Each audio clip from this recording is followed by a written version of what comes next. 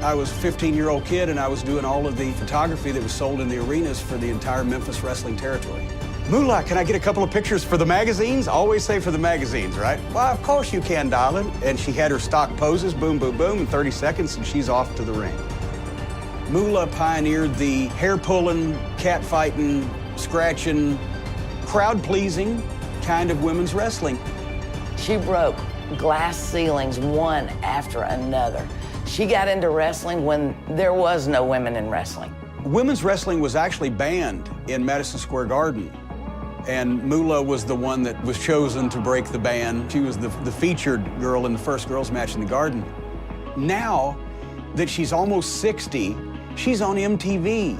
It's 1984, the Rock and Wrestling Connection, Cyndi Lauper, and that whole era of network TV and Madison Square Garden and MTV and rock and roll stars. And this place is ready to explode tonight. Got so much national attention that NBC and everybody else started looking at pro wrestling. She made it from the mid-50s to the dawn of MTV for the biggest payoff she ever made. There she is, the fabulous one, the fabulous Moolah, putting her title on the line. There'll never be anyone to have the guts that she had. This must have been really old. Look at that, look at her hair. This is a wrestling license. Her mom passed away when she was about 9, I think, and then it was her dad and her brothers that raised her. So she learned how to fight real early. It was rough for her. I was an only child, and she was just a teenager. She went to wrestling matches every week, and my mother saw Mildred Burke, and she said, that's what I want to be. It's Mildred Burke of Los Angeles, California, world champion. Back in the 30s and 40s, Mildred Burke was such a legitimate athlete. She was in tremendous shape, and she just had a natural flair for wrestling. But behind the scenes, Billy Wolf, Mildred Burke's husband, was pulling the strings and managed the whole women's troupe, for good and bad. When she was 17 or 18, she went to see Billy Wolf. When you became a wrestler for Billy Wolf, you automatically had to go to bed with him. She said she wasn't doing it. She could find some other way to wrestle without having to go to bed with him or anyone else. What's the worst experience you might want to say that like you ever had with a promoter? That's kind of hard to talk about, it really is. The fabulous Moolah at one point was married to a guy named Buddy Lee. Buddy Lee used to wrestle. Of course, they met and they sort of fell for each other. And she did most of the wrestling and he did most of the booking. She basically copied the Mildred Burke and Billy Wolf playbook. They kept their own stable, they took all the bookings, and more importantly, a booking fee out of all of the girls' pay. You knew right off the bat why she got in the business and why she wanted to be a star. She loved money. Moolah would play such a dominant role in women's wrestling that in 2018, 11 years after her death, her memory still loomed over the sport. The WWE made the announcement on March the 12th that they were going to honor the fabulous Moolah by having the fabulous Moolah Memorial Battle Royal. I thought it was very nice that they would name it after her, keeping her legacy going. 2 or 3 days later, that had all been taken away. Let's talk about the fabulous Moolah controversy. I think it's such a bunch of bull. I really think it's a bunch of bull.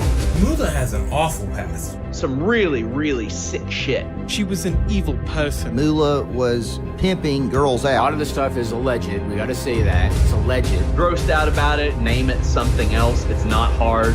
Scrap it.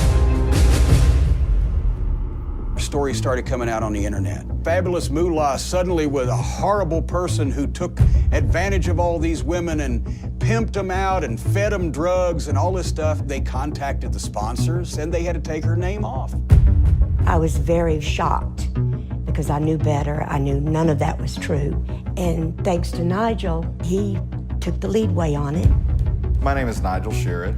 I'm mostly known as a wrestling host. The Fight for Moolah campaign came about because we started a petition to put the truth out there and to honor the woman who broke down the walls for everybody else. I just wanted to clear her name because Moolah's not here to defend herself. Did Moolah indeed take advantage of the girls? Some of the girls have said yes, some of the girls have said no. I think that it was ignorant. Canceling the fabulous Moolah Memorial Battle Royal because I interviewed over 20 women, and they all said the same thing. There's no truth to those rumors. Accusations about Moolah polarized the wrestling world. They originated from an investigative newspaper story that quoted serious allegations by the family of one of her former wrestlers.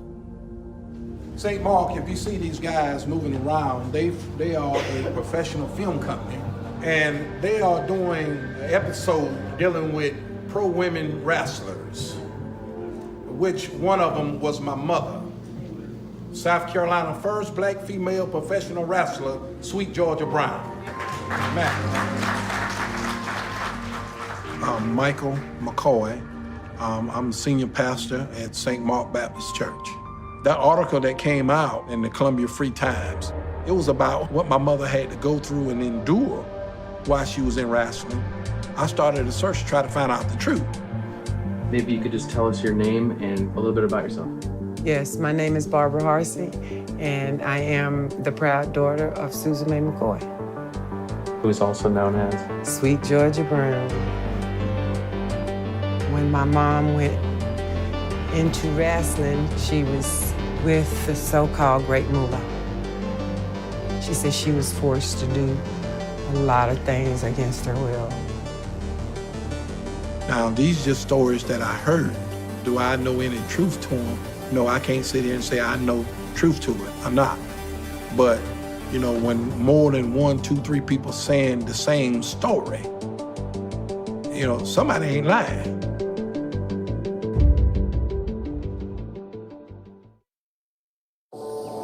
Philip, honey, can you walk these guys outside and show them the banister? This is my husband, Philip. How y'all doing? Sure, I can. Back here, hanging. Oh, wow. Back when Moolah died, my husband, he went over to tear down the barn that the ring was in, and he found the banister, the women's wrestlers, and he brought it back, thought I would want to, keep it. For the better part of 25 years, every top girl wrestler was trained by Moolah, booked out by Moolah, and was controlled by Moolah's group. Can you tell us who Sweet Georgia Brown was? Yeah, she was one of the first African-American women to wrestle. And my mother trained her. Believe it or not, it was on a mattress in the living room. It was unreal, but they learned a lot. I was told she had that drive to go get it. It's like she had a purpose. She wanted to be there. The first time I seen a wrestler, the place was jam-packed. Throwing each other out the ring, they kicking, body slamming. I just figured, this is one tough lady. Being one of the first black females to get into the wrestling business, the KKKs was at their fullest. Segregation was really bad at that time. Whenever they were on the road, my mother was very protective. There was a time in Mississippi she did have a run-in with some KKKs. She was thrown on the floor of the bus, and she was scared for her life. She'd had to have been super passionate because, see, in 1964, she was ranked number 4 in the world. If she would have had the opportunity to fight for the world's title, she probably would have won it. But Moolah was most definitely not going to let a student challenge her for the world's title. When my mom went into wrestling, she left us with one of her sisters. She called us names, half-breeds. She was a witch.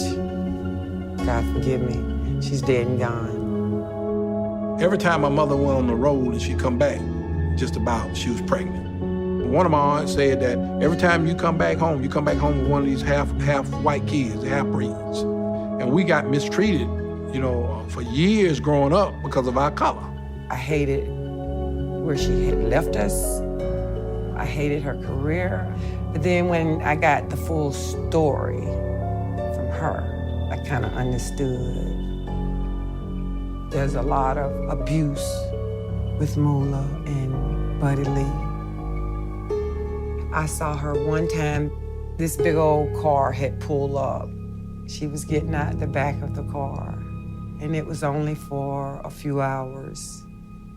I didn't know the man's name at the time, but he thought it was time to go. My sister and I, we grabbed hold to her leg, but he kind of like pushed her, and she hit her head getting into the car. I don't know if it was intentionally or it was an accident. My mom said everywhere she went and everything she did was done according to Buddy Lee and Moolah.